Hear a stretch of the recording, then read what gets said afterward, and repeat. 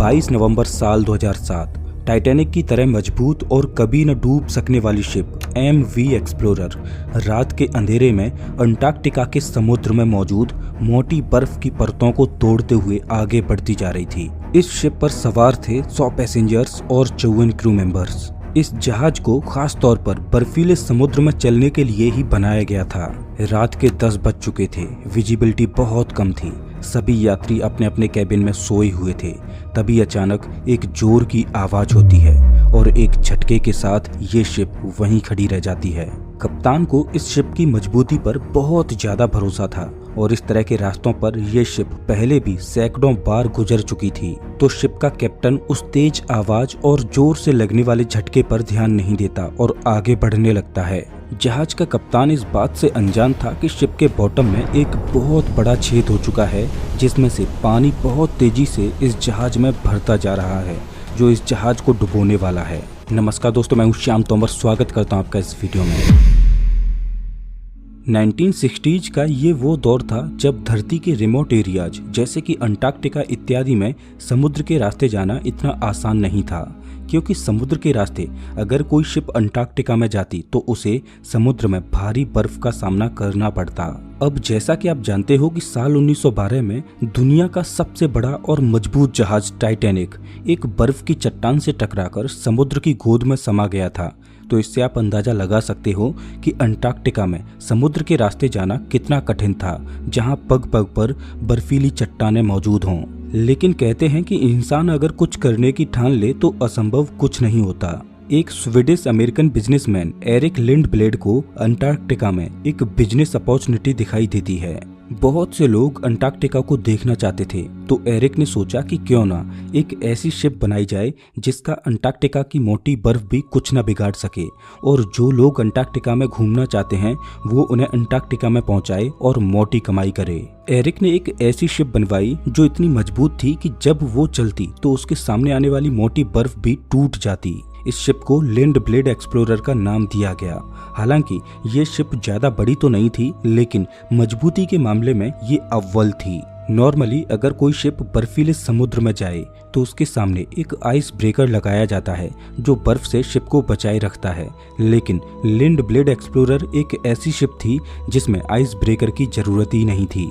इसके आगे के हिस्से को कुछ इस तरह से डिजाइन किया गया था कि जब ये शिप आगे बढ़ती तो इसके वजन से ही बर्फ टूटने लगती। लेकिन फिर भी सुरक्षा के नजरिए से इस जहाज में डबल हल की लेयर्स लगाई गई थीं।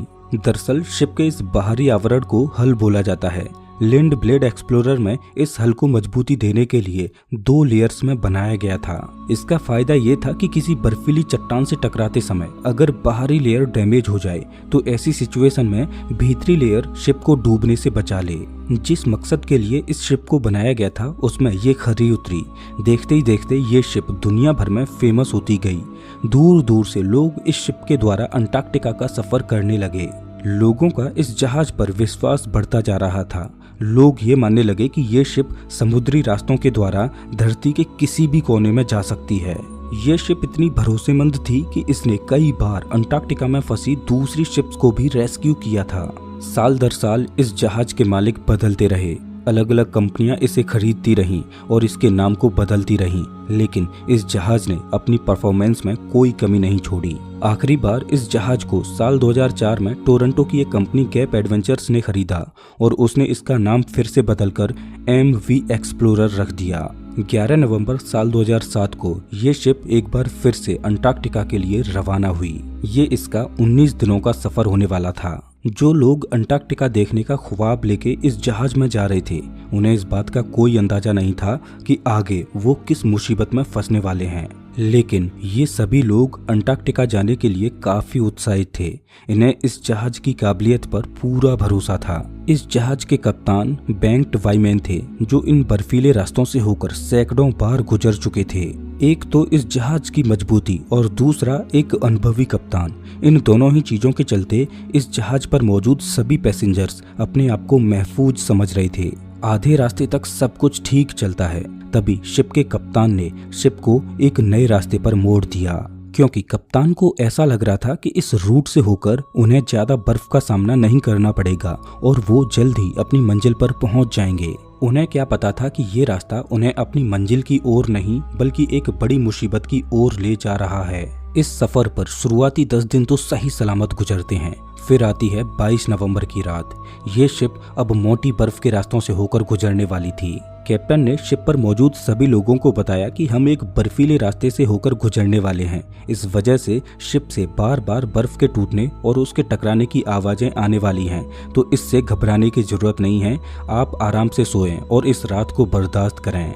रात के काले अंधेरे में शिप धीरे धीरे बर्फ को तोड़ते हुए आगे बढ़ रही थी।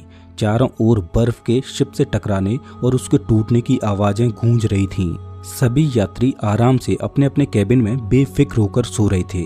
शिप धीरे धीरे पतली बर्फ की लेयर्स को पार करती है और मोटी और पुरानी बर्फ के रास्ते से होकर गुजरने लगती है।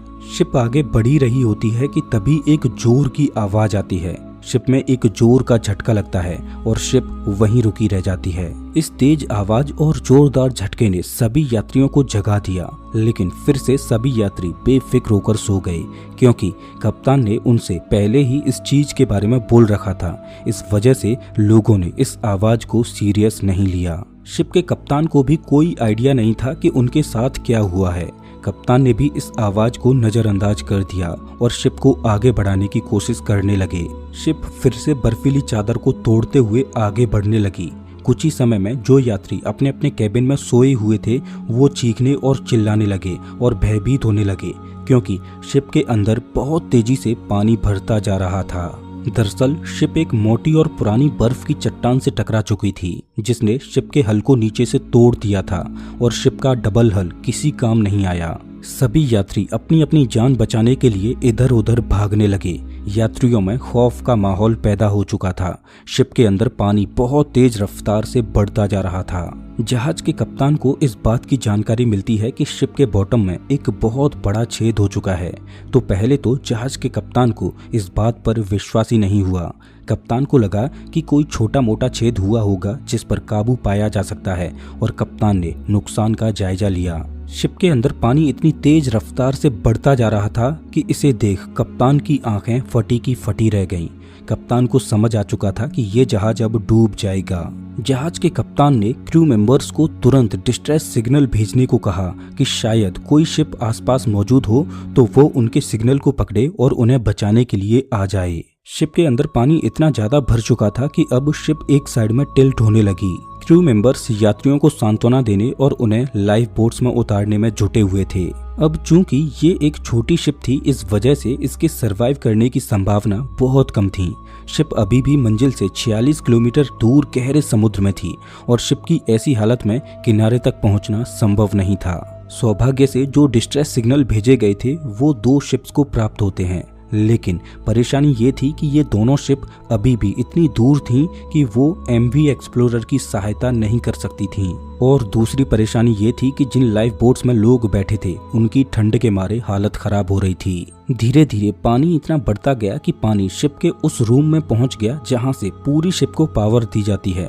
पानी के भरने की वजह से एक शॉर्ट सर्किट होता है और पूरी शिप की पावर गायब हो जाती है। शिप को पूरी तरह से खाली कर दिया गया था। सभी लोग समुद्र के ठंडे पानी में लाइफ बोट्स पर सवार थे और शिप का कप्तान शिप को सीधा करने की कोशिश में जुटा हुआ था। लेकिन शिप के अंदर पानी इतना ज्यादा भर चुका था कि शिप के इंजन्स ने काम करना बंद कर दिया।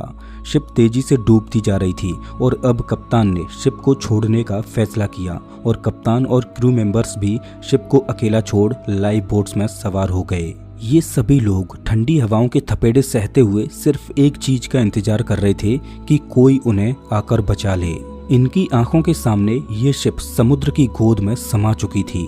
दशकों तक समुद्र पर अपना वर्चस्व बनाए रखने वाली शिप अब समुद्र के ही हवाले हो चुकी थी। लाइफ बोट्स में सवार सभी लोग खुले आसमान के नीचे इस दिल दहला देने वाले मंजर को अपनी आंखों से देख रहे थे। इन्हें उस बर्फीले समुद्र में उन लाइफ बोट्स पर सवार हुए कई घंटे गुजर जाते हैं और दूसरे दिन की सुबह होने वाली थी। तभी उन्हें समुद्र में दूर लाइट्स जलती हुई दिखाई देती हैं जो उन्हीं की ओर आ रही थीं। दरअसल जिन 2 शिप्स को डिस्ट्रेस सिग्नल रिसीव हुए थे उनमें से एक शिप इनको बचाने आ जाती है। सभी लोगों को रेस्क्यू किया जाता है।